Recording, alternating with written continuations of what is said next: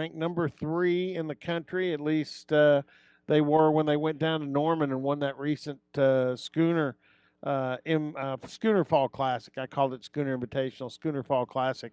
But Greg Robertson joins us, and again, kind of picking things up right where they left off with last year. And I remember watching the Nationals, and man, it was that's a heck of an event. It was great viewing unless you're an Oklahoma State fan because it could have ended better. But talk about excitement. That was an exciting event. Yeah, it was a good week. The team played well, and they were playing well leading up to that event, and so we had some confidence going, and when we got there, and you could just see it throughout the 4 rounds of stroke play. They kind of had things going, and then really ramped it up there in that first day of match play, beating Auburn, who was SEC champion, beating Duke, who was the defending national champion, and then we ran into a tough Mississippi team who's a good, had a lot of talent, scrappy team, and they got us in the end. But it was a great experience for our team, and hopefully we're looking forward to getting there again in the near future. Well, and you bring so many kids back off that that team, and I mentioned Isabella. She kind of became a little bit the face during that tournament because not only is she a tremendous player, she does have that persona that the media is going to migrate to, and everybody's, wow, that's a pretty sharp gal. It's not just a golfer, but student and spokesperson. But talk a little bit about having all that experience back and coming back, because it's obviously benefited you already off to the start in the fall season. Yeah, we were supposed to have everybody back from that team, every single player, but Maya Stark, who was our number 1 player, Right. ranked at top 5 in the world. She turned pro, and since she's turned pro, she's won a European Tour event, and she's doing well as a professional. And so, so that was a big loss. But we got Kaylee McGinty in, who was a transfer from Kent State, who ironically we signed when we were at Kent State as coaches. Never got to coach her because we came down here, but she got in the transfer portal. We got to recruiting her again. She decided to come here, and she's really stepped it up and kind of provided that bit of spark that Maya had. She won that tournament in Norman, and won by 4 shots, and and so that's really been a key piece to the team. But Isabella is just a top 10 machine, and she. Every time she tees it up, she's somewhere in contention. She's almost guaranteed to give you a top 10. And certainly she had a great performance, at the NCAA championship. That it was a big part of us getting to match play. Yeah, and getting back real quickly to Maya, how do you handle that as a coach? Because you are in an individual sport where if somebody steps it up, they've got to be looking at their clock, how many years they can make money on in this case, the LPGA Tour or the European LPGA, and how do you counsel as a coach, or do you let that decision be made outside your realm? Well, what we did is, Maya last year in December, she finished top 15 in the Women's U.S. Open. And then this summer, right after the NCAA championship, she had another top 15, top 20 finish. So we had an idea that she was moving in that direction.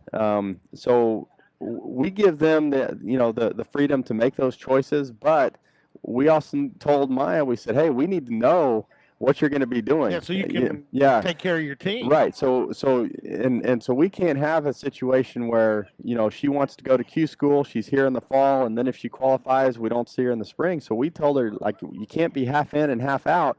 You got to make a decision. Either you're going to turn pro or you're going to be on this team. That's fair. And so she decided to turn pro, and we explained it to her, and I think she understood that if she stayed and then turned pro in the spring, if she got her card, well, now we miss out on her. We miss out on Kaylee McGinty, and it doesn't work out. So everything worked out just really how we thought it would. She's doing well as a professional right now. We brought in a 2-time All-American, Kaylee McGinty, and it's worked out really well. When you coming from Kent State and took over the program, this has been a good program, okay? I mean, you can go way back. It's been competitive. It hasn't been at the level where the men's program has been. Are you ahead? I mean, where you thought you would be in putting this program in pushing it up to a new realm? Are you ahead of where you thought you'd be? Because, man, that was a great season last year. Yeah, we were fortunate when Maddie and I came in here. The recruiting class that we had was, Maya Stark, Isabella Fierro, and Haley Jones. And it could have been probably the best recruiting class coming in that year as freshmen. So we were set up in a good spot. We've brought in a couple players that we've recruited that have kind of, just taken us to the next step. But I would say that we're probably maybe a little bit ahead of what we thought we would have been. But these players, they're very talented players. They were before we got here. They're working hard, and and so they're doing all the work and getting better. And so it's just been fun to watch. All right, we talked about McGinty winning the individual. We've talked a little bit about Isabella. Take us through some of the rest of your players. And like you said, you've got seniors on your team, but right now in the playing lineup, there are no seniors there. So, and then this is a special season because even though you don't have a home event, which I think, fans around here love when there's events at Karsten. I mean, we've seen that. The cars, there's no parking. It's all wrapped around the place. And you get people out there on the course that love to gallery for OSU, whether it's men or women's golf. But you have the regionals coming. Yes. Yeah, we've got the regionals coming up in May, and it would be great to have as many people out there, watching as possible. And I think you're going to see a great talented group of ladies here, and really going back to some of the others that we have on the team who have been in that lineup. Madison Henson Tolchard, she's a sophomore right now, had a heck of a summer. Won the Southern Amateur, finished runner-up in the Western Amateur this summer, and she's just really, I mean, she provided that spark at the end of the year and got in the lineup at regionals and nationals, and really helped us to get to match play and just carried that through the summer. And so she's playing well right now. We've got a freshman from France, Clemence Martin, who she's had two top 20 finishes in her first two tournaments. And so everybody in that lineup right now has had an under par scoring average and playing some great golf. And so, Isabella and Kaylee are really kind of leading the way. But the others are playing some phenomenal golf right now. All right, I want to go back because we've talked about this with Karen Hancock and Jim Littell about how the NCAA is doing a much better job of, taking the tournaments, in the case of basketball and then softball and baseball, making those equal in the, in the way they're run and also in the amenities that are out there for both the female and the male student athletes. Your tournament probably was ahead of the game there. They're both on television. They now are both at the same site because you told me because of that reason. Mm-hmm. And what a great show. How much, even though Oklahoma State golf, period, because of its history, is a brand out there in college golf that stands at the top, but how much did that tournament advance your program? How many people have said, wow, we watched that, just like I did a while ago. Man, that was awesome. Yeah, it was great. And I've had a lot of people come up to me and tell me that same thing. And really, when you get to the national championship match, it's really just a big infomercial for the two teams that are out there. And but going back to what you originally were saying with the setup of the tournament with both the men and the women, I personally like it. I like the fact that we are on TV. The Golf Channel does a great job of showcasing college golf, which I think it needs to be out there. I think if people watch it, they're going to get interested in what we're doing. It's exciting. The players are so talented, and I think that you see that when you watch that NCAA championship, and so so I think they're doing a great job with with the format and providing those opportunities for us to be on TV. Well, and Coach, another thing that I liked about the broadcast, they would they knew where the coaches were going to be, which players they were following. They would show cutaways of you and the coach from Mississippi, but then they also did their homework. The announcers did, and they told you some of the stories about some of the golfers on each side. and about the program. If I'm not mistaken, that was that Mississippi's first ever It championship, was. Yep. and they talked about how that program had been really striving to pull itself up into that opportunity.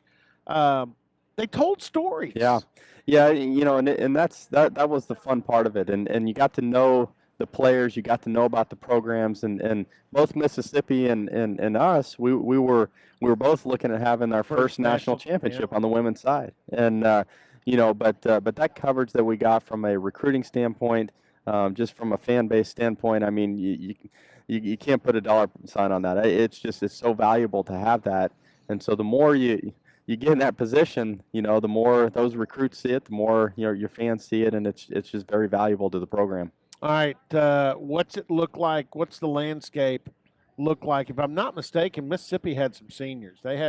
They were a little bit older roster than you were at nationals, but who's the competition this year? Because obviously, even with Maya gone, with McGinty and who you've added to your roster, you guys are going to have a chance to be back there again and hosting regional. Right, right. Well, Stanford's probably on paper the team to beat right now. They had Rachel Heck, who was the national champion individually, and then they just brought in the number one player in the world, who was a high school player. And so they pretty much have most of their team back. So they're going to be strong, extremely strong. And then you're going to see, a lot of the same names that you've seen recently with. Auburn will be up there again, Wake Forest, Arizona State, Arizona, USC, those type of teams. And so, a lot of it, with that COVID year that everybody has had, you're not seeing a lot of turnover in these last couple of years. Where a lot of these players are using a fifth year. Mississippi did lose really kind of their player Kennedy Swan, who was the one that was kind of that provided that energy and that spark to their team, and she's gone this year, but they still have a solid team, and they'll be back and pretty strong again this year. All right, I got to ask this. We'll wrap up with this because it's I've been around a long time and I've covered national championships on the men's side out at Karsten, and it's Coach Holder was part of the golf committee when they made this move. Obviously, it's been great for television, but going from just having stroke play to having the 8-team, team matchups and match play, it's obviously made it a lot harder to win a national championship. But like I said, it has made it a great event for television. Where do you stand on that? I love it. Okay. We were at in match play 2 times at Kent State, and then getting to we lost in the first round both of those times, and then getting to the national championship match this past year. If you ask any of the players on any of those teams, they'll tell you that was the most fun they've ever had in their life on a golf course. And it does, it's a different format than what we typically play. But most of these players play a lot of match play anyway. It's not something that's brand new to them. But it provides so much excitement. And if that's what we needed to get it put on TV and provide this exposure to college golf, I'm all for it. It's an exciting event. It provides a lot of excitement for the fans out there, and I personally love the format. Yeah, I think I think there's no doubt it's increased the visibility because it's match play is it's kind of like the difference in when you talk about wrestling, you talk about duels versus the tournaments. Same thing with tennis. You got in common with that. I mean, it's fun to go out and watch. The teams line up, number 1 singles, number 2, and so there's no doubt. But as an OSU person, you lament a couple of times where the men's team has had the lead after. Right. Yeah, and then you go in as the number 1 seed, and you know what? It's hard. It's hard to finish that team in the matchups, the team matches. It is, and I think that's the beauty of match play is that it's unpredictable. But I think there's going to be some opportunities and some times in the future where the men's team, maybe they had that number 1 seed and didn't get it done. They're going to win some national championships where maybe they were the 2 through 8 seed. and it'll probably all balance out. But it's a hard tournament to win, but that's what makes it exciting. No, it has definitely become harder to win. Greg Robertson, again, doing a great job with the Oklahoma State Cowgirls golf team, and got to the national championship match last year, and again, off to a great start this fall. You're up again in 2 weeks down in San Marcos. We are, yeah. We're at Texas State, and then the very next week we go to the Eastlake Cup, and that's the top 4 teams from the national championship on both the men's and women's side. So we'll have both the men and women there, and it'll be on the Golf Channel. So there's a good advantage from being in the championships last year. You get some of those special invites to special events for the next season. Yep. Coach, appreciate it. Thank you. All right, and we will take a time.